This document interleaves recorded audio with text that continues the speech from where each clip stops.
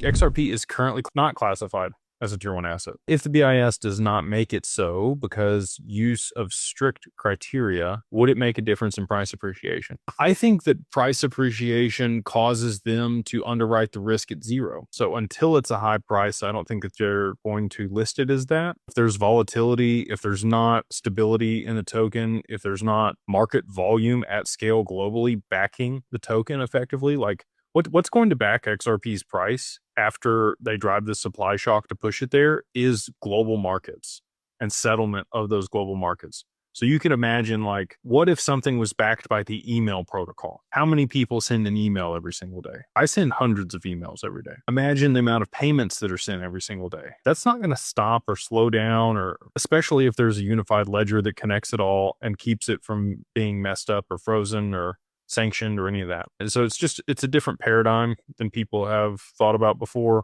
I mean, gold's a tier 1 asset. US Treasuries are a tier 1 asset. US Treasuries has counterparty risk. The US has defaulted twice in our history. Gold doesn't really have a counterparty risk, but the risk is that there could be somebody that finds a huge deposit of gold that we didn't know existed, or they start mining gold off of asteroids, which is what Elon Musk wants to do. Either one of those things could cause huge problems in the gold market and it to lose a lot of value in a very short period of time. XRP has a finite amount.